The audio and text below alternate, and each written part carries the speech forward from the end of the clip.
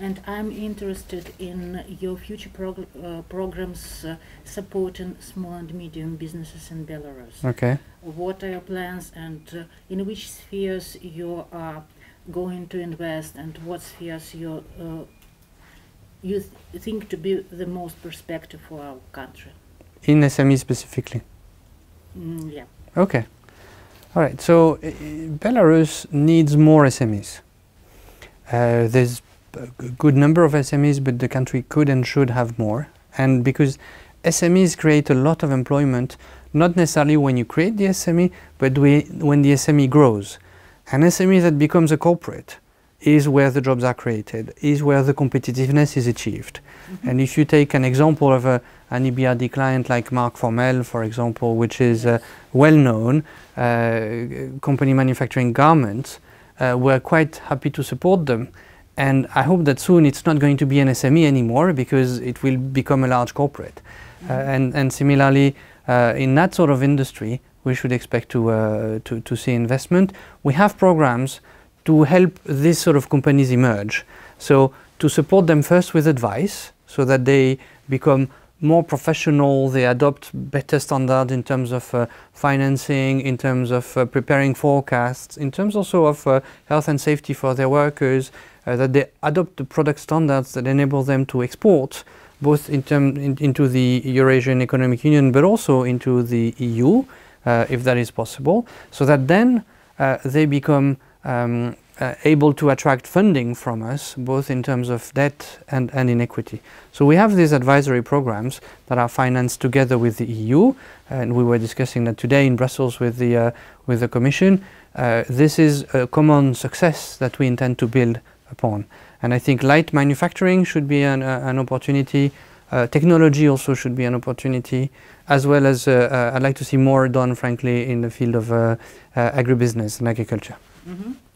And today I was asking about the very complicated for our enterprises system of certification to go into European market. Mm-hmm. For example, our food industry can't be presented here. We have only one enterprise, to my mind, mm-hmm. which made the whole certification process.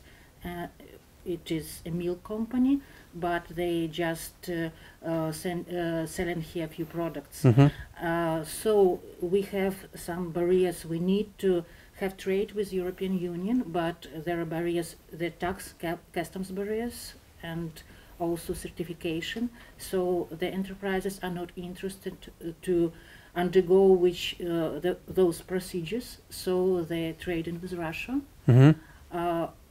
How can you understand that the Belarusian enterprise can go to European market, and if it is possible to make very many enterprises to go mm-hmm. to this market?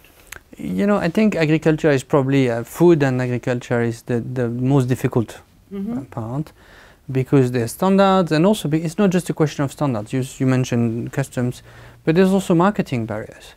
The way Belarusians like their milk or their butter or their whatever chicken uh-huh. might not be to the taste of Germans or French or Belgians, and so it's not just a question of producing it to the EU standards, it's also the question of marketing it to the taste of consumers. Mm-hmm. And that is an effort. It's an upfront investment that companies need to make.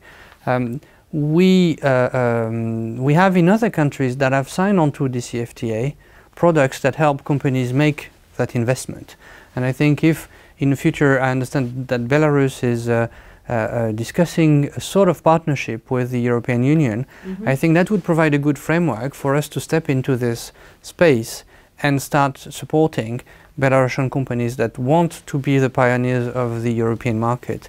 And then what we see in other markets is that once the pioneers have done it, they have led the way, then competition starts waking up and realizing that this is an opportunity, and then they follow suit. And you mentioned Mark Formel. Can you tell me what enterprises you maybe now see as prospective Belarusian enterprises to be invested, to be taught, and to go to European market? We'll tell you when they're ready. And which maybe spheres of those enterprises you said that some kind of technologies? Yes, as I said, light manufacturing, like light metallurgy, textile, like Marc Formel. We also are trying to be active in privatizing some state-owned enterprises in Belarus, which would be a good addition to the competitiveness of the country. It's not SMEs, but it's also a good transformation of the economy. And you work with programs in Belarus for several years. How do you think did Belarusian business become more stronger during these years, or what changed and what changes are you waiting for?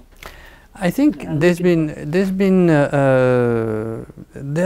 some difficulty in the past. We have had a recession in the past year. There's been monetary instability, some inflation, and I think that's generally an environment that requires businesses to adapt, because that reduces the visibility. Now, what I observe in Belarus is that the macroeconomic framework has become more stable.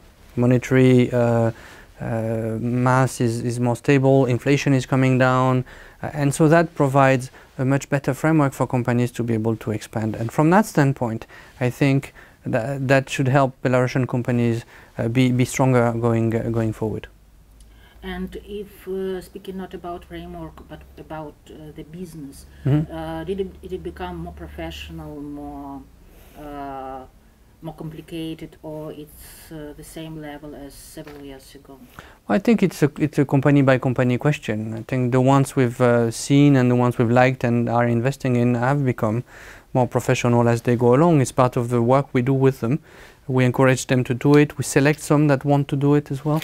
And so I don't think I can judge for the overall business community in Belarus, but certainly the companies we work with, our clients have become more professional and have been very good at adapting to the new market challenges.